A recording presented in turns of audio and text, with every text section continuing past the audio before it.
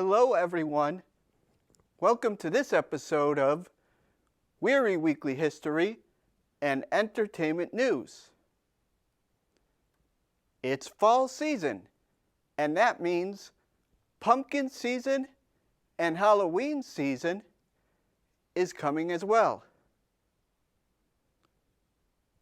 On this episode, I'll be talking about a Halloween event that I missed.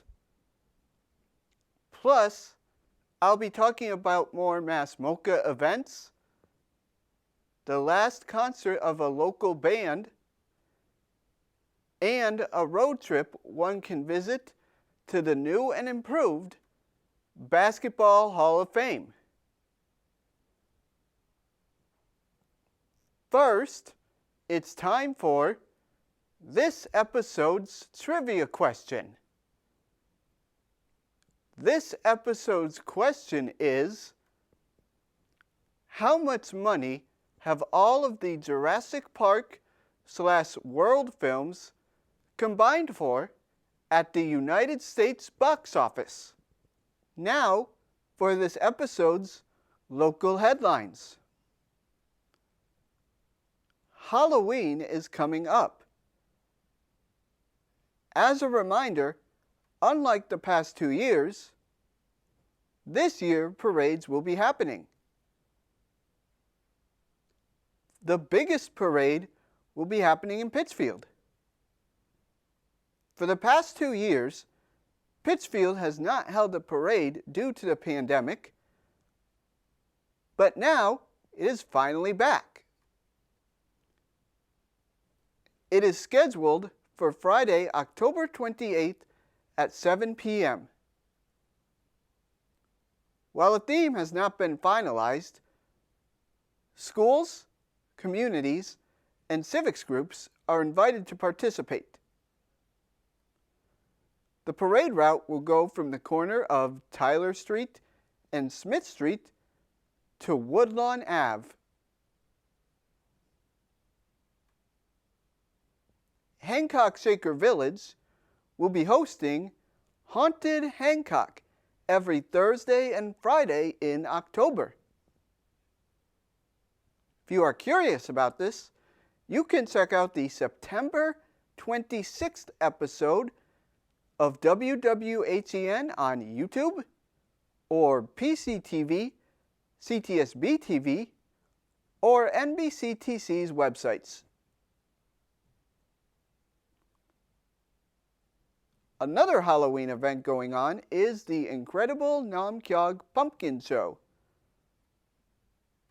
This has been mentioned here in the past, as it was held in 2021. This year, there are more pumpkins than ever. Over 1,500 jack-o'-lanterns, gourds, and pumpkins will be featured. Most of them were grown at Namkyog.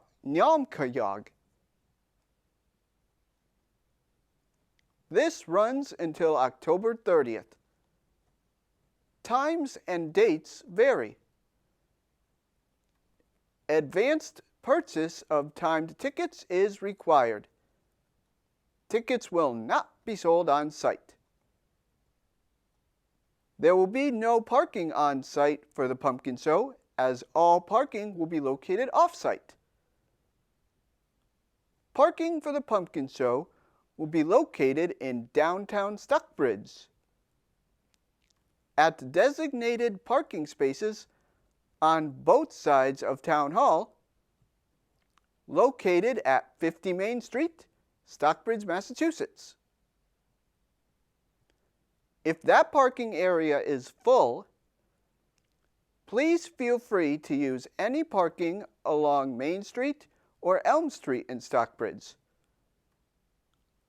Bus pickup and guest check-in will be located at the Stockbridge information booth between 37th and 39th Main Street, across the street from the Stockbridge Library on Main Street. The first shuttle will leave downtown Stockbridge at 5 p.m.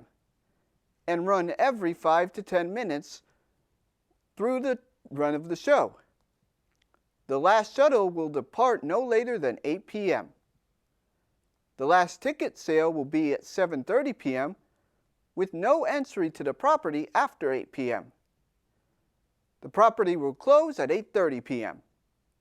Our next story takes us to Mass MOCA in North Adams for a concert. Sophie Allison, who goes by the stage name Soccer Mommy, will be performing. She makes pop-inflected indie rock. Her latest album, Sometimes Forever, was released on June 24th.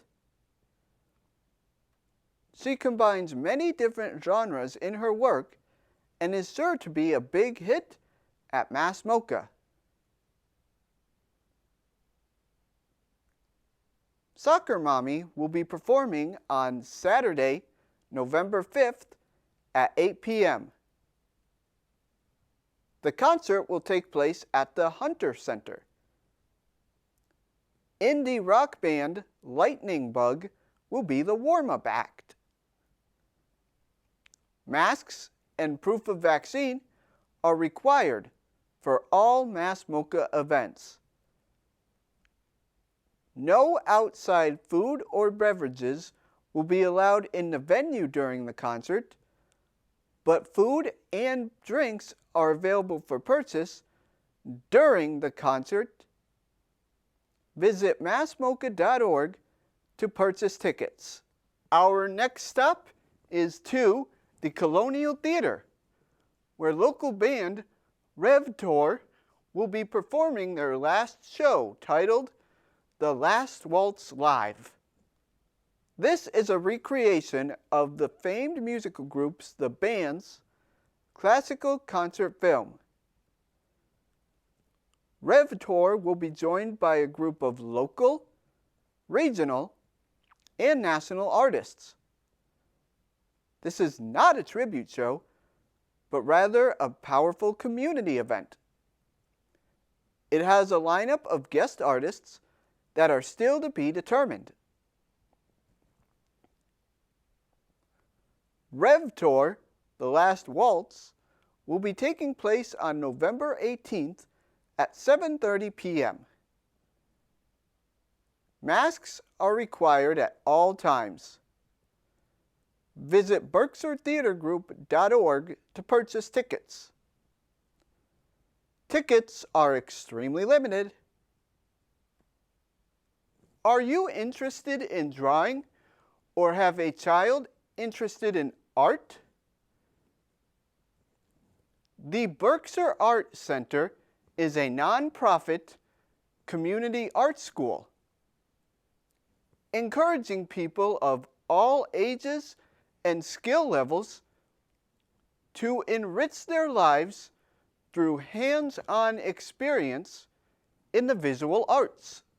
Founded in 1991 as a place where people who love art, regardless of age or ability, can gather to show their love of art, the Berkshire Art Center has evolved to reach over 2,500 students each year. Their original location is at 13 Willard Road in Stockbridge. However, they also recently expanded to a second site in Pittsfield. This is located at 141 North Street in Pittsfield. Classes and workshops are open to students of all levels, ages 14 and older. Classes are usually limited to about 8 students. If you have any questions, you can call the Berkshire Art Center at 413-298-5252. This phone number is the same for both the Stockbridge and Pittsfield locations. You do not need to wear a mask. Great Barrington's Close Encounters, which performs classical music, will be debuting a work by composer Tamar Muskal. This work, which has been postponed several times due to the pandemic, is the first concert of Close Encounters 2022 season. In the words of the composer, quote, "We live in a very challenging time, a time of war, sickness, climate disasters, and economic difficulty. The piece is rich in sonorities, a fusion of different musical worlds and contrasts. It calls all people to positive action, to love, to beauty, and to anything that protects the planet and humanity," end quote. The program also features Schubert's String Quartet in C major, which contains many of the themes of calling to action that Muskal talked about. Performing this piece will be the Borromeo String Quartet, which features Yehuda Hanani on cello, Avrido Sharma on tabor, the Mount Holyoke College Chamber Singers, which will be led by Rachel Feldman, and Tian Hui Eng as conductor. Close Encounters in Great Barrington's Otherworldly Schubert will be taking place on Sunday, November 6th from 4 to 6 p.m. It is located at the Wehry Performing Arts Center at 14 Castle Street in Great Barrington. Masks are not required, but they are encouraged. The Clark Art Museum in Williamstown will be presenting a new art exhibit titled Above the Horizon. According to the museum's website, quote, "This exhibition draws attention to the invisible element of atmosphere. Whereas earlier artists utilized landscape views to convey a socio-political sense of place and seascapes to signify global connections, Above the Horizon examines another earthly domain, air, as a visual frontier during the 19th century. Building on then recent scientific and technological advances, the objects presented in this exhibition explore how 19th century artists and audiences in Europe and North America confronted the atmosphere as both a representational challenge and realm for visual expression and experience," end quote.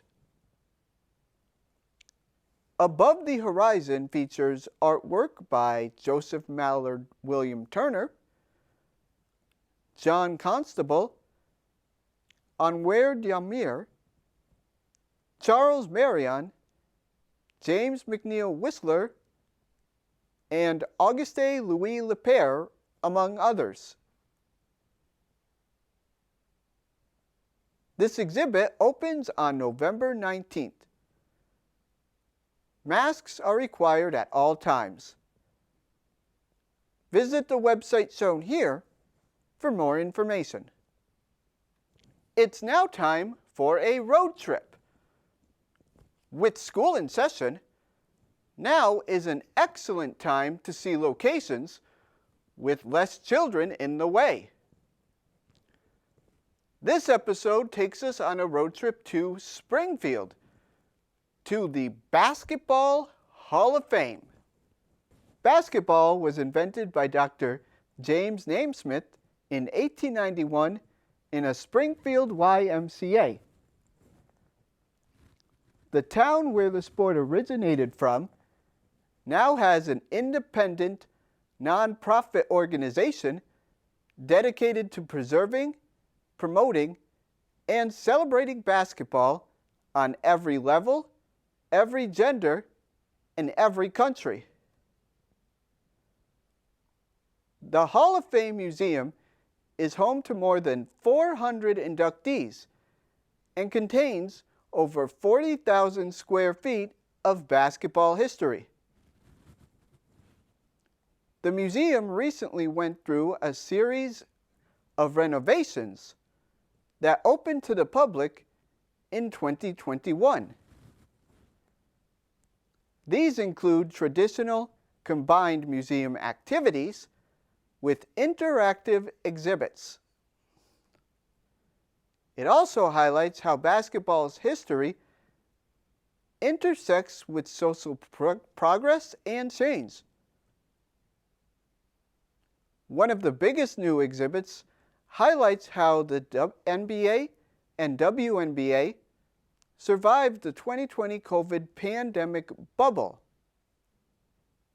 and how players in both leagues made their voices heard by forcing games to be canceled during the height of the racial protests that summer.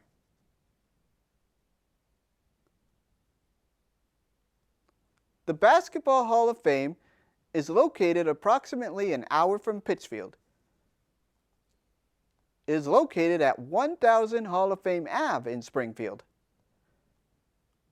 There are many ways to get tickets.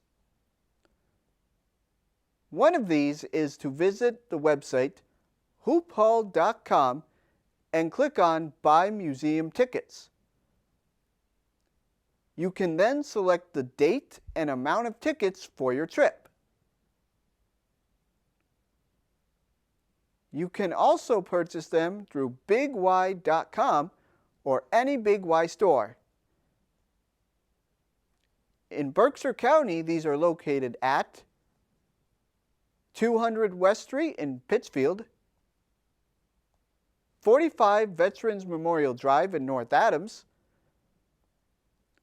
740 South Main Street in Great Barrington, and 10 Pleasant Street in Lee. Finally, the Berkshire Museum is offering passes to the museum. To reserve passes, visit pittsfieldlibrary.org, then click on How Do I? From the drop-down menu, go to Reserve a Museum Pass.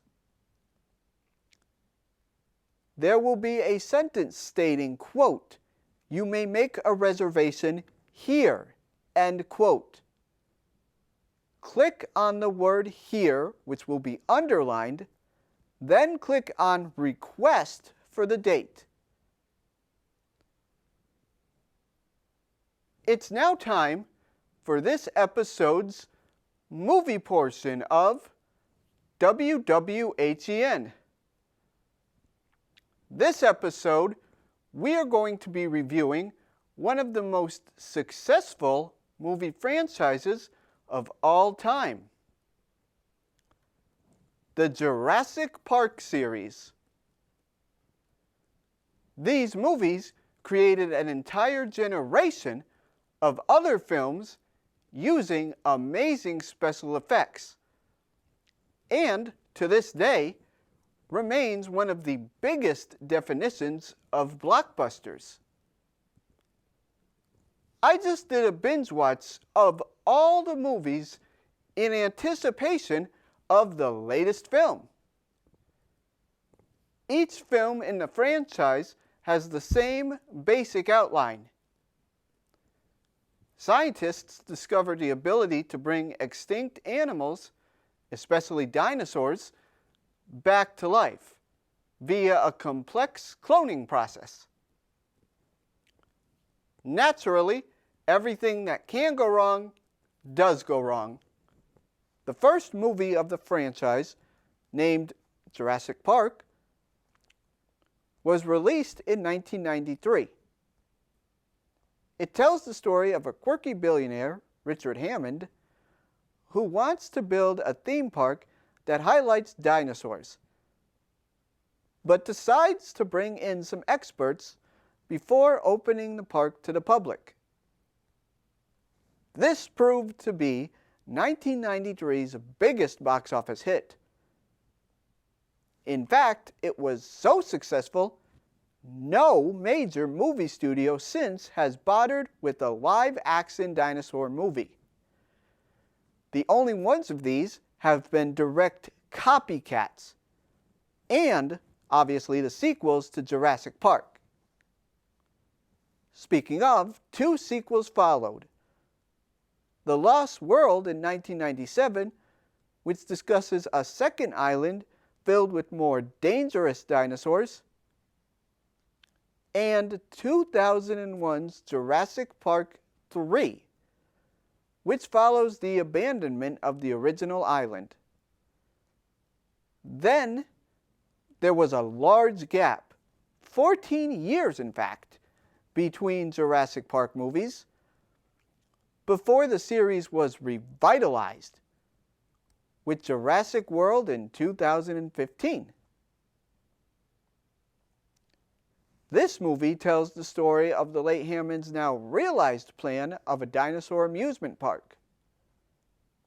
However, now a dangerous new hybrid of dinosaurs has been introduced to raise attendance. This was a massive success at the box office, which paved the way for 2018's sequel, Jurassic World Fallen Kingdom. This movie ditches the idea of a theme park and tries to save the dinosaurs from their new habitat, which is being threatened by a volcano. The final movie came out earlier this year, and it is called Jurassic World Dominion. This shows how the dinosaurs are now dangerously interacting with regular society, and how the ecological balance is threatened.